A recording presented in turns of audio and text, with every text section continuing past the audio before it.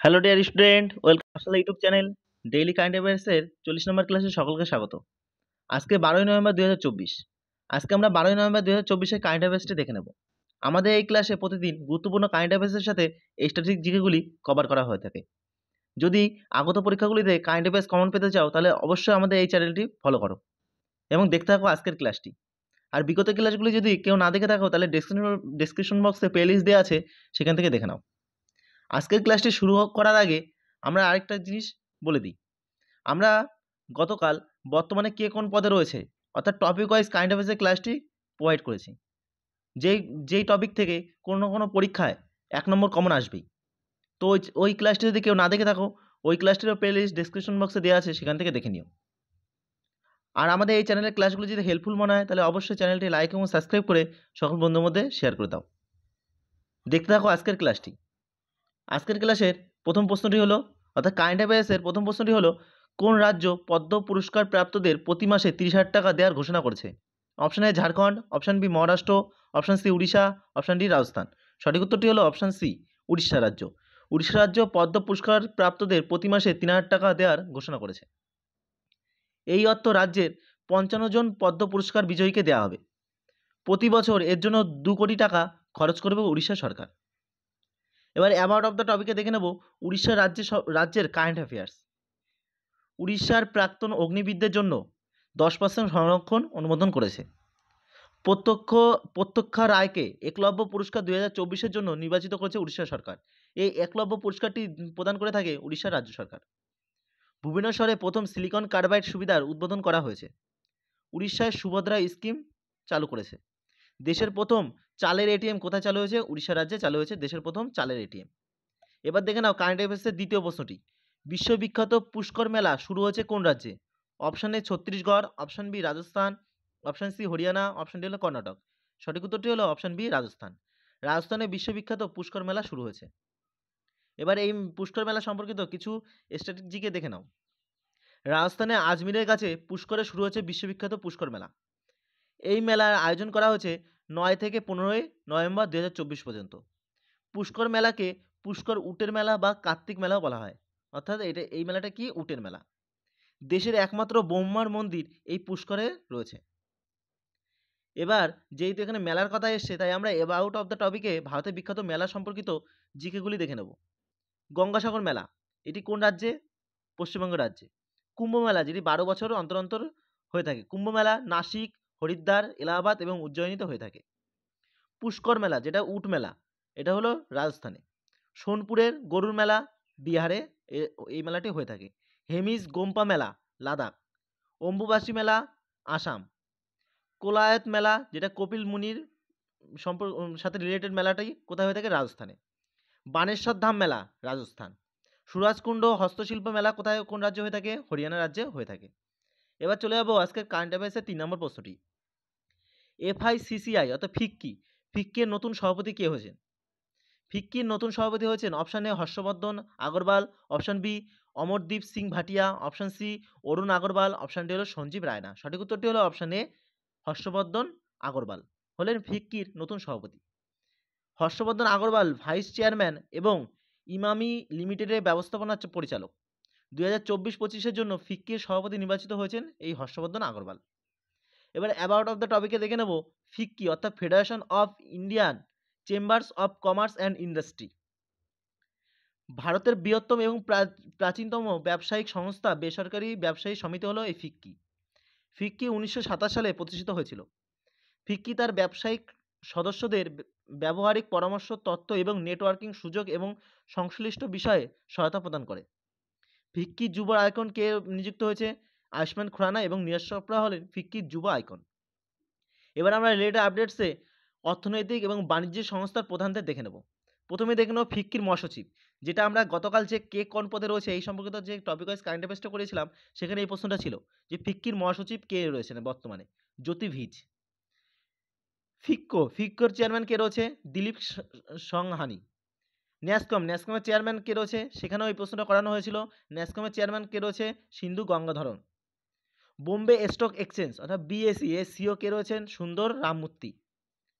National stock exchange অর্থাৎ NSE এর chairman কে রয়েছে বর্তমানে? গিরিশচন্দ্র চতুর্বেদী। তাহলে আমরা বিভিন্ন অর্থনৈতিক বা বাণিজ্যিক সংস্থা প্রধানদের দেখে নিলাম। যদি আমাদের এই ক্লাসটি হেল্পফুল মনে হয় তাহলে অবশ্যই একটা লাইক এবং সাবস্ক্রাইব করে দিও। ভারতের জাতীয় শিক্ষা দিবস কবে পালিত হয়? অপশান এ 15ই নভেম্বর, অপশান বি 11ই নভেম্বর, অপশান সি 12ই নভেম্বর, অপশান ডি হলো 17ই নভেম্বর। সঠিক উত্তরটি হলো অপশান বি 11ই নভেম্বর ভারতের জাতীয় শিক্ষা দিবসটি পালিত হয়ে থাকে। এবার এই সম্পর্কিত কিছু টপিকে কিছু জিকে দেখে নাও। মৌলানা আবুল কালাম আজাদের জন্মবার্ষিকী স্মরণে ভারত প্রতি বছর 11ই নভেম্বর জাতীয় শিক্ষা দিবস পালন করে। তিনি ছিলেন একজন অর্থাৎ মৌলানা আবুল কালাম একজন ভারতীয় সংগ্রামী, পণ্ডিত এবং স্বাধীন ভারতের প্রথম শিক্ষামন্ত্রী ছিলেন মৌলানা আবুল কালাম আজাদ। মৌলানা আবুল কালাম আজাদ 1888 সালে মক্কায় জন্মগ্রহণ করেছিলেন। তার আত্মজীবনীর নাম কি? তার আত্মজীবনীর নাম হলো ইন্ডিয়া উইন্স ফ্রিডম। তিনি 1923 সালে দিল্লি অধিবেশন এবং 1940 সালে রামগড় অধিবেশনে জাতীয় কংগ্রেসের সভাপতি নির্বাচিত হয়েছিলেন। মৌলানা আবুল কালাম আজাদ 2রা ফেব্রুয়ারি 1958 সালে মারা গেছেন। এবার দেখে নাও আজকের 5 নম্বর প্রশ্ন। কে FIH বছরের সেরা গোলরক্ষক হয়েছেন? অপশান এ ইএবি Johnson, option B Harmanpreet Singh, option C PR Sreejesh, option D আলিসান আনান। সঠিক উত্তরটি হলো option C PR Sreejesh. PR Sreejesh বছরের সেরা গোলরক্ষক হয়েছেন। প্রাক্তন ভারতীয় হকি দলের গোলরক্ষক PR সিরিজের হকি স্টার অ্যাওয়ার্ড 2024 অনুষ্ঠানে সেরা গোলরক্ষক নির্বাচিত হয়েছেন। হরমনপ্রীত সিং বর্ষসেরা খেলোয়াড় নির্বাচিত হয়েছেন। এটি হরমনপ্রীতের তৃতীয় player of the year award. এর আগে তিনি 2021 এবং 2022 সালে বর্ষসেরা খেলোয়াড় নির্বাচিত হয়েছিলেন। এবার অ্যাওয়ার্ড অব দ্য টপিকে দেখে নেব এই হকি স্টার অ্যাওয়ার্ড 2024-এর বিজয়ীদের। বর্ষসেরা মহিলা খেলোয়াড় কে হচ্ছে? ইএবি জনসন, নেদারল্যান্ডসে। বর্ষসেরা পুরুষ খেলোয়াড় কে হচ্ছে? হরমনপ্রীত সিং, ভারতের। বর্ষসেরা পুরুষ গোলরক্ষক হয়েছে PR সিরিজেস, ভারত। এবং বর্ষসেরা মহিলা গোলরক্ষক হয়েছেন ইয়ে জিয়াও, চীনের। এবার যেহেতু এখানে ফিফথের কথা এসছে, ফিফথের ফুল ফর্ম কি? আন্তর্জাতিক হকি ফেডারেশন। এটি গঠন হয়েছিল 7ই জানুয়ারি 1924 সালে। এর সদর দপ্তর কোথায় রয়েছে? সুইজারল্যান্ডের লুসানে। বর্তমান চেয়ারম্যান রয়েছেন তৈয়ব ইকরাম। এবার আমরা দেখে নেব আজকে 6 নম্বর প্রশ্নটি। পণ্ডিত রামনারায়ণ মারা গেছেন, তিনি কোন বাদ্যযন্ত্রের সাথে যুক্ত ছিলেন? অপশান এ বাঁশি, অপশান বি মৃদঙ্গ, অপশান সি সারঙ্গী, অপশান ডি হলো তবলা। সঠিক উত্তরটি হলো অপশান সি সারঙ্গী। পণ্ডিত রামনারায়ণ মারা গেছেন, তিনি কোন বাদ্যযন্ত্রের সাথে যুক্ত ছিলেন? সারঙ্গী। সারঙ্গী গুরু পণ্ডিত রামনারায়ণ 96 বছর বয়সে মুম্বাইয়ে মারা গেছেন। পণ্ডিত রামনারায়ণ ছিলেন একজন প্রখ্যাত হিন্দুস্তানি সঙ্গীতজ্ঞ। তিনি মেওয়ারের অর্থাৎ রাজস্থানে জন্মগ্রহণ করেছিলেন। তিনি সম্মানজনক পুরস্কারের মধ্যে পেয়েছিলেন পদ্মবিভূষণ এবং সঙ্গীত নাটক একাডেমি পুরস্কারগুলি পেয়েছিলেন। এবার যেহেতু এখানে মানে প্রয়াতের কথা বলা হচ্ছে, তাই সম্প্রতি মারা গেছেন অর্থাৎ প্রয়াত হয়েছেন এরকম কয়েকজনের কথা জেনে নেব। বিখ্যাত লোকশিল্পী সারদা সিনহা সম্প্রতি মারা গেছেন। প্রধানমন্ত্রী অর্থনৈতিক উপদেষ্টা পরিষদের চেয়ারম্যান বিবেক দেবরায় সম্প্রতি মারা গেছেন। পদার্থবিজ্ঞানী ডক্টর রোহিণী M গডবোলে সম্প্রতি প্রয়াত হয়েছেন। টাটা সন্সের চেয়ারম্যান রতন টাটা সম্প্রতি মারা গেছেন। ইউটিউবের প্রাক্তন CEO সুসান ওয়াজসিকি সম্প্রতি মারা গেছেন। তাহলে আমরা সম্প্রতি প্রয়াত হয়েছেন এরকম কারেন্ট অ্যাফেয়ার্স দেখে নিলাম। এবার আমরা চলে যাবো আজকের কারেন্ট অ্যাফেয়ার্সের 7 নম্বর প্রশ্নে। ভারত ও কোন দেশের মধ্যে অস্ত্রহীন সামরিক মহড়া সংগঠিত হচ্ছে? Option A Australia, option B মালদ্বীপ, option C Sri Lanka, option D হলো কাতার। সঠিক উত্তরটি হলো অপশান এ অস্ট্রেলিয়া। নামের মধ্যে রয়েছে অস্ত্রহীন, অর্থাৎ অস্ট্রেলিয়া এবং হিন্দ মানে ভারত। ঠিক আছে, ভারত ও অস্ট্রেলিয়ার মধ্যে কোন সামরিক মহড়াটা বর্তমানে হচ্ছে? অস্ত্রহীন। এবার এই সম্পর্কিত কিছু তথ্য দেখে নাও। ভারত ও অস্ট্রেলিয়ার মধ্যে যৌথ সামরিক মহড়া অস্ত্রহীনদের তৃতীয় সংস্করণ মহারাষ্ট্রের পুনেতে 8ই নভেম্বর শুরু হয়েছে। এই যৌথ সামরিক মহড়াটি 2 দফায় চলবে 21শে নভেম্বর পর্যন্ত। এর মধ্যে রয়েছে যৌথ সন্ত্রাস বিরোধী অভিযান এবং ড্রোন বিরোধী পদক্ষেপের পাশাপাশি বিশেষ হেলিবাহিত অভিযান। অস্ত্রায়ন অনুশীলনটি প্রথম শুরু হয়েছিল রাজস্থানে 2022 সালে, আর এটা হলো তৃতীয় সংস্করণ। এবার যেহেতু এখানে সামরিক মহড়ার কথা এসছে, তাই আমরা অ্যাবাউট অফ দ্য টপিকে 2024 সালে হয়েছে এরকম সামরিক মহড়া অর্থাৎ যুদ্ধ অভ্যাসের সম্বন্ধে দেখে নেব। প্রথমে দেখব যৌথ সামরিক মহড়া যুদ্ধ অভিযান টাইগার ট্রাম্প ভারত ও আমেরিকার মধ্যে হয়ে থাকে। শক্তি অনুশীলন বরুণ নৌশক্তি, এটা ভারত ও ফ্রান্সের মধ্যে হয়। প্র্যাকটিস সাদা তান্ত্রিক ভারত ও সৌদি আরবের মধ্যে হয়েছে। সাইক্লোন ভারত ও মিশর। অগ্নি ওয়ারিয়ার যুদ্ধ অভ্যাসটি ভারত ও শ্রীলঙ্কার মধ্যে হয়ে থাকে। মৈত্রী যুদ্ধ অভ্যাস ভারত ও থাইল্যান্ড। অস্ত্রহীন ওসিনডেক্স পিচ ব্ল্যাক এই 3টি যুদ্ধ অভ্যাস হয় ভারত ও অস্ট্রেলিয়ার মধ্যে। সম্প্রতি সম্প্রীতি সম্প্রীতি আইএনবিএন কার্পেট, আইএনবিএন বিল্লাট এই 3টি যুদ্ধ অভ্যাস হয় বাংলাদেশের মধ্যে। গরুর শক্তি ইন্দো কর্পাট ভারত ও ইন্দোনেশিয়া। ধর্ম গার্ডিয়ান জিমেক্স ভারত ও জাপানের মধ্যে হয়ে থাকে।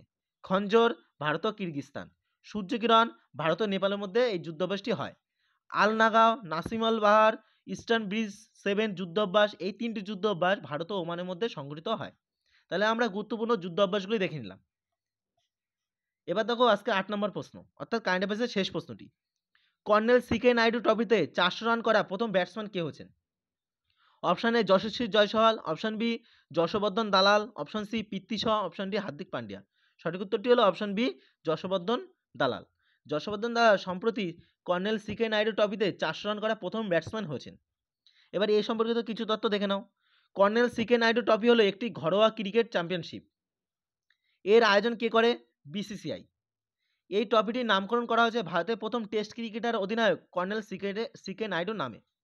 এই চ্যাম্পিয়নশিপে অনূর্ধ্ব-23 ক্রিকেট দল অংশগ্রহণ করে, অর্থাৎ কি অনূর্ধ্ব-23 এই ক্রিকেট দলটি এই চ্যাম্পিয়নশিপে অংশগ্রহণ করে। কর্ণাটক 2024 সালে কর্নেল সিকে নাইডু ট্রফিতে চ্যাম্পিয়নশিপ হয়েছিল। তো ডিয়ার স্টুডেন্ট, এই ছিল আজকের কারেন্ট অ্যাফেয়ার্সের ক্লাসটি হেল্পফুল মনে হলে অবশ্যই একটা লাইক এবং সাবস্ক্রাইব করে সকল বন্ধুদের মধ্যে শেয়ার করে দিও। আর ধন্যবাদ সবাইকে ক্লাসটি সম্পূর্ণ দেখার জন্য।